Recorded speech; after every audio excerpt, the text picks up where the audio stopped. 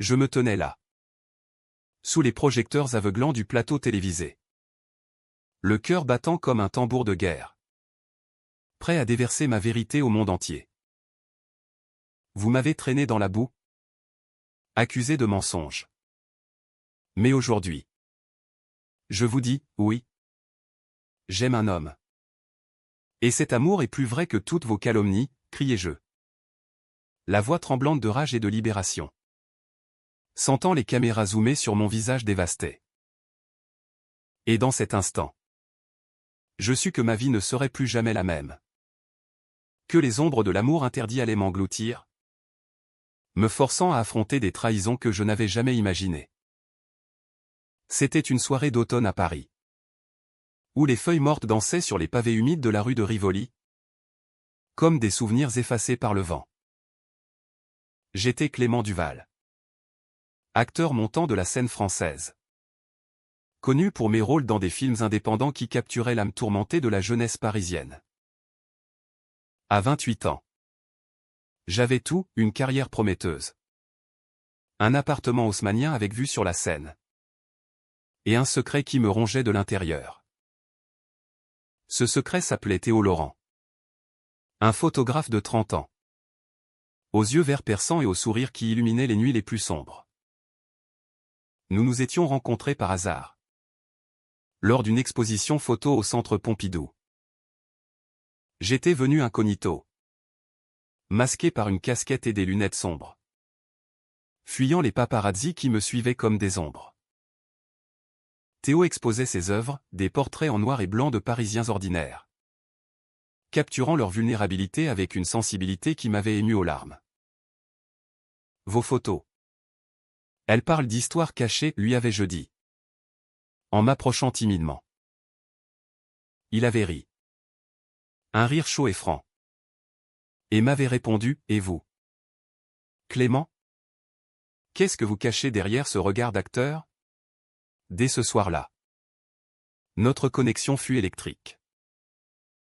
Nous avons marché des heures le long des quais, parlant de tout et de rien, de Baudelaire et de ses fleurs du mal, des vins de Bordeaux que Théo adorait, et de mes rêves d'un cinéma plus authentique. Il m'avait confié son passé difficile, orphelin à 15 ans, élevé par une tante dans les banlieues de Lyon. Il avait lutté pour s'imposer dans le monde de l'art. Moi, je lui avais parlé de ma famille conservatrice en Provence, qui voyait mon métier comme une frivolité. Mais je n'avais pas osé lui avouer mon orientation sexuelle, ce fardeau que je portais seul depuis l'adolescence. Les semaines suivantes furent un tourbillon de passion discrète. Nous nous retrouvions dans des cafés oubliés du Marais, où les lumières tamisées masquaient nos regards complices. Théo me photographiait en secret, capturant des moments intimes, moi riant aux éclats devant une crêpe au Nutella, ou contemplant la tour Eiffel depuis son atelier mansardé. « Tu es mon muse » murmurait-il, ses lèvres effleurant mon oreille. Et je fondais, oubliant le monde extérieur. Mais les fissures apparurent vite. Mon agent, Martine, une femme impitoyable aux tailleurs impeccables, m'avertissait sans cesse, « Clément, dans ce milieu, l'image est tout. Un scandale? Et c'est fini. » Je savais qu'elle avait raison. Les rumeurs circulaient déjà dans les coulisses des festivals, Duval est-il gay, chuchotaient les critiques. Théo, lui, pressait pour plus de transparence. Pourquoi se cacher? L'amour n'est pas un crime, disait-il lors d'une dispute tardive, ses mains tremblantes sur les miennes. Je répondais par des silences, terrifié à l'idée de perdre ma carrière, ma famille. Un soir, après une projection réussie à Cannes, je rentrais à Paris épuisé. Théo m'attendait avec un dîner aux chandelles, escargots, fromages affinés, et un Bordeaux millésimé. « Je t'aime, Clément » déclara-t-il soudain, ses yeux brillants. Ces mots me transpercèrent. Pour la première fois. Je répondis, moi aussi. Théo. Mais le monde n'est pas prêt. Nous nous embrassâmes. Un baiser chargé d'urgence et de peur. Comme si chaque seconde était volée au destin. Pourtant. Le lendemain. Un article dans un tabloïd fit exploser tout. Clément Duval, des amours secrètes avec un photographe, hurlait le titre. Accompagné d'une photo floue de nous deux dans un café. Mon cœur s'arrêta. Qui avait pu nous trahir? Théo jura son innocence. Mais le doute s'insinua. C'est peut-être ton agent. Pour créer du buzz, suggéra-t-il. Martine nia farouchement. La presse people s'emballa, interview forcée. Spéculation sur ma vie privée. Je me sentais traqué. Comme un animal en cage. Dans cette tourmente. Je décidai de riposter. J'acceptais une interview en direct sur une chaîne nationale. Le Grand Journal. Assis face à l'animateur. Un homme aux questions acérées. Je sentis la sueur perler sur mon front. Clément? Répondez aux rumeurs, êtes-vous homosexuel? Demanda-t-il. Le silence tomba comme un coup près. Puis. Je levai la tête, oui. Je le suis. Et j'en suis fier. Les applaudissements fusèrent. Mais en coulisses. Martine explosa, tu as ruiné ta carrière. Théo? Qui regardait depuis chez lui? M'appela en larmes, tu l'as fait. Pour nous. Mais ce coming out libérateur ouvrit la boîte de Pandore. Les haters affluèrent sur les réseaux, insultes homophobes. Menaces anonymes. Ma famille m'appela, ma mère pleurait. Mon père hurlait au scandale. Tu nous as déshonorés, cria-t-il avant de raccrocher. Théo tenta de me soutenir. Mais ses propres démons ressurgirent. Il avoua avoir eu une relation passée avec un journaliste. Un certain Pierre. Qui pourrait être derrière la fuite? C'était il y a des années. Mais il est jaloux, murmura-t-il. Évitant mon regard. Le doute grandit. Était-ce une trahison? Je l'accusai lors d'une dispute violente dans son atelier. Tu m'as utilisé pour ta vengeance, hurlai-je. Théo nia. Les larmes coulant, comment peux-tu penser ça? Je t'aime. Mais je partis en claquant la porte. Le cœur brisé. Seul dans mon appartement. Je contemplais la scène noire. Me demandant si l'amour valait tant de souffrance. Les jours suivants furent un enfer. La presse continuait son harcèlement, Duval. Victime ou manipulateur, titrait-il. Je refusais les rôles. Me terrant chez moi. Théo m'envoyait des messages désespérés, reviens. Parlons. Mais l'orgueil m'empêchait de répondre. Puis. Un appel anonyme changea tout, Clément. Ce n'est pas Théo. C'est Martine. Elle a vendu l'info pour un contrat. Mon monde s'effondra. Martine. Ma confidente. M'avait trahi pour de l'argent? Je la confrontai dans son bureau chic des Champs-Élysées. Pourquoi? Demandai-je. La voix brisée. Elle avoua.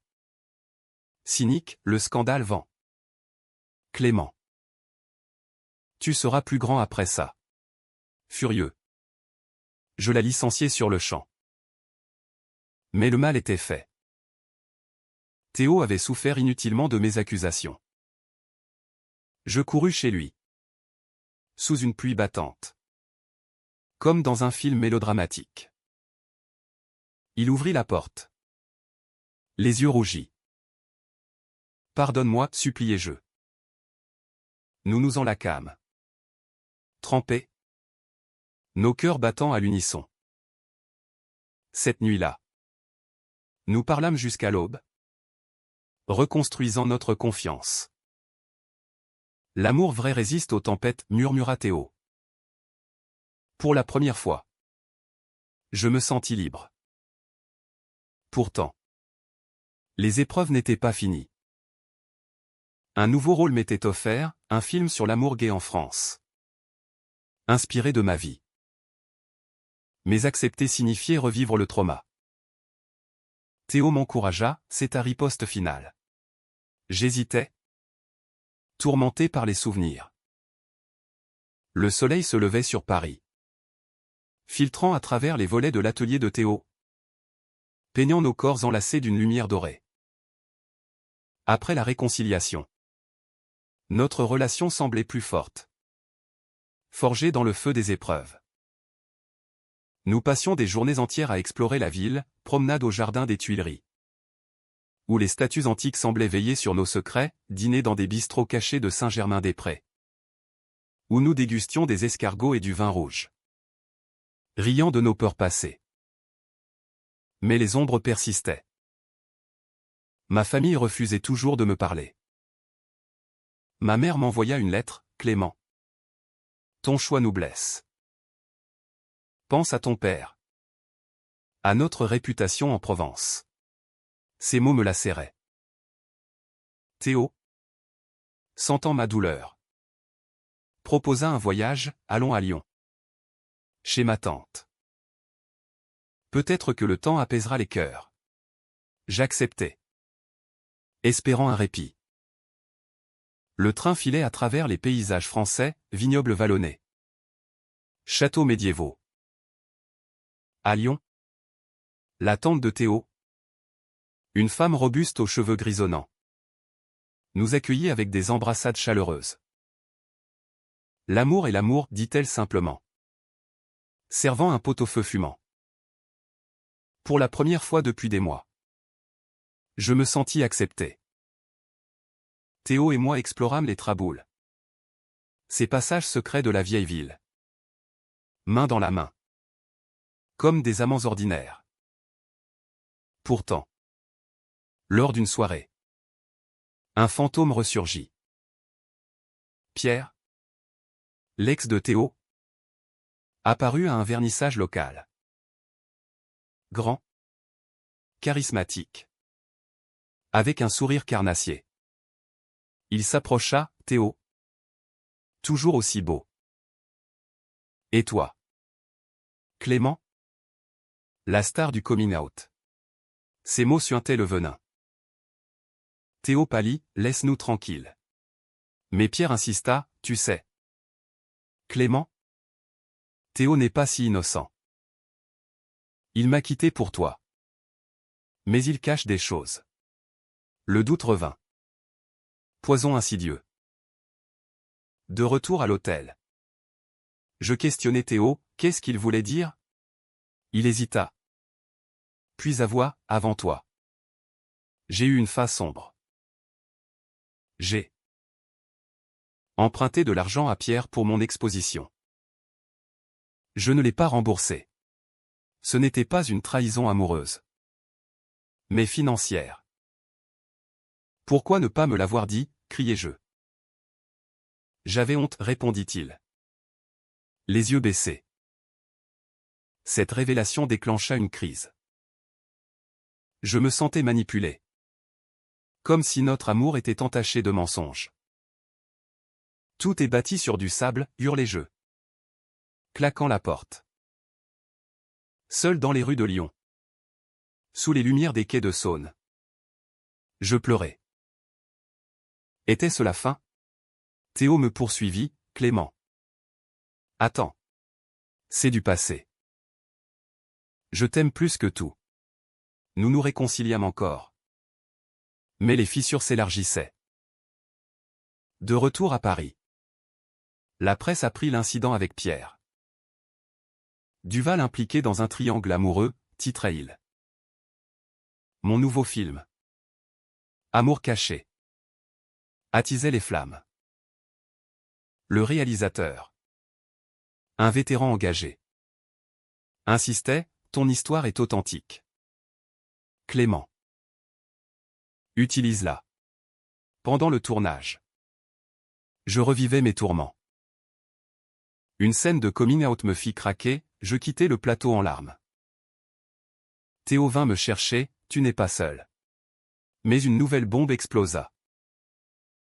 Martine, mon ex-agent, contacta les médias avec des preuves fabriquées, des emails falsifiés suggérant que j'avais payé Théo pour une relation factice. C'est pour me venger, murmura Théo. Effondré. La fureur m'envahit. Je décidai de riposter à nouveau. En direct sur une émission radio. Ces accusations sont des mensonges. Martine m'a trahi. Et maintenant elle salit mon amour, déclarai-je. La voix ferme. L'audimat explosa. Les soutiens affluèrent, associations LGBT. Célébrités françaises. Mais le mal était profond. Théo, harcelé par les appels, sombra dans la dépression.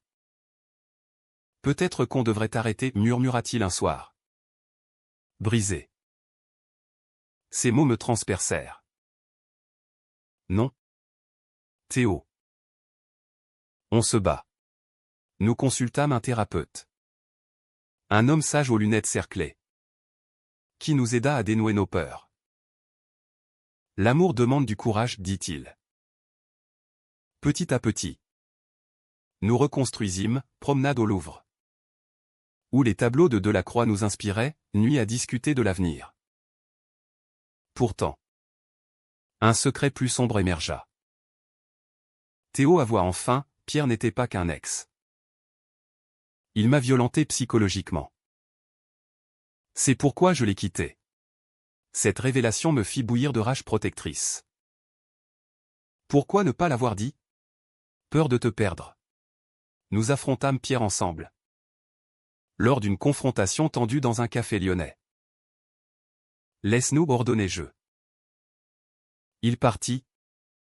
Vaincu. Ce victoire nous unit plus. Mon film sortit. Acclamé à Cannes. La critique loua, Duval livre une performance déchirante. Ma famille. Touchée par les échos.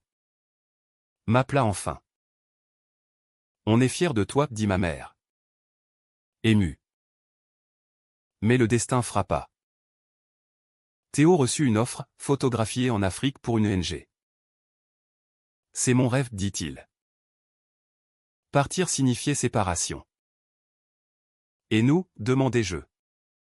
Le cœur serré. On survivra, répondit-il. Mais le doute planait. Les adieux à l'aéroport Charles de Gaulle furent déchirants. Théo, sac au dos, m'embrassa passionnément, 6 mois. Clément. Puis je reviens. Je hochai la tête, retenant mes larmes. Tandis que l'avion l'emportait vers l'inconnu. Seul. Je rentrai à Paris. La ville semblant vide sans lui. Les lumières de la tour Eiffel scintillaient comme des promesses brisées. Les mois suivants furent une épreuve de solitude. Mon carrière décollait, interview pour Amour caché. Invitation à des galas. Mais chaque soir, je relisais ses emails, descriptions de paysages africains. De villages vibrants. Mais aussi de sa nostalgie. Tes yeux me manquent, écrivait-il. Je répondais avec des photos de Paris. Masquant ma mélancolie. Puis, les rumeurs revinrent. Un tabloïd publia, Duval vu avec un jeune acteur. Théo abandonné. Une photo truquée me montrait en compagnie d'un collègue. Furieux. J'appelais Théo via Skype. C'est faux. C'est encore Martine, criai-je. Mais la connexion était mauvaise. Et il semblait distant, je te crois. Mais l'Afrique m'a changé. Le doute s'installa. Était-il en train de s'éloigner? Ses messages se raréfiaient. Un soir, ivre de vin, je confiai à un ami, peut-être que l'amour à distance est impossible. Il me conseilla, va le voir. Impulsif. J'achetai un billet pour le Sénégal, où Théo travaillait. À Dakar. La chaleur m'étouffa. Contraste avec le froid parisien. Théo m'accueillit à l'aéroport. Amaigri. Les yeux cernés. Clément. Quelle surprise, s'exclama-t-il. Mais son étreinte semblait forcée. Dans son campement modeste. Entouré de photos d'enfants souriants. Il avoua, ici. Je vois tant de souffrance. Ça remet tout en question. La dispute éclata. Tu me fuis, accusai-je. Non. Mais Paris semble si superficiel maintenant, répondit-il. Blessé. Je hurlai, notre amour est superficiel? Il pleura, non. Mais j'ai peur de te perdre dans ce monde de paillettes. Nous passâmes la nuit à parler. Sous les étoiles africaines. Redécouvrant notre connexion. Mais un incident changea tout. Lors d'une sortie dans un village. Un orage tropical nous surprit. Trempés. Nous nous réfugiâmes dans une hutte. Théo glissa sur la boue, se blessant à la jambe. Paniqué. Je le soignai. Réalisant ma dépendance à lui. Ne me quitte pas, murmurai-je. Il sourit, jamais. De retour à Paris ensemble, Théo avait écourté sa mission. Nous affrontâmes les médias. Une conférence de presse, notre amour est réel. Malgré les tempêtes, déclarai-je. Les applaudissements fusèrent. Mais Martine frappa à nouveau, elle révéla un enregistrement volé de nos disputes. Titrant Violence verbale chez Duval. La société s'indigna. Associations LGBT nous soutinrent. Mais les conservateurs attaquèrent, modèle toxique pour la jeunesse. Théo. Fragilisé. Douta, peut-être qu'on est maudit. Je le serrai, non. On est humain. Pour guérir. Nous partîmes en Provence. Chez ma famille. Miracle, mes parents nous accueillirent. On a réfléchi, dit mon père. Maladroit. Dîner sous les oliviers. Discussion tardive. Théo charma tous avec ses histoires. Pourtant. Un secret final émergea. Théo avoua, avant de partir en Afrique. J'ai vu Pierre. Il m'a menacé de tout révéler si je ne rompais pas. Choqué. Je demandai, pourquoi? Pour te protéger. Cette loyauté me toucha. Mais aussi m'enragea, tu aurais dû me dire. La confrontation avec Pierre fut tendue. À Paris. Dans un bar discret. Je l'affrontai, arrête tes manigances. Il ricana, Théo est à moi. Théo intervint, non. Je suis à Clément. Pierre partit. Défait. Ce triomphe nous unit. Mon film gagna un César. Dédié à Théo. Pour l'amour qui triomphe, dis-je dans mon discours. La salle ovationna. Mais le destin testa encore. Théo reçut un diagnostic, une maladie rare. Due à son voyage. Cancer, murmura le médecin. Mon monde s'effondra. On se bat, dis-je. Larmes aux yeux. Les mois suivants furent un combat acharné. Théo subissait chimiothérapie à l'hôpital Cochin. À Paris. Je passais mes jours à ses côtés. Lisant Baudelaire pour le distraire. Lui tenant la main pendant les nausées. Tu es mon encre, murmurait-il. Pâle mais souriant. Ma carrière en pause. Je refusais les rôles, rien n'importe plus que toi. La presse. Pour une fois. Fut compatissante, Duval soutient son amour dans l'épreuve. Soutien affluèrent, dont pour la recherche. Message d'encouragement.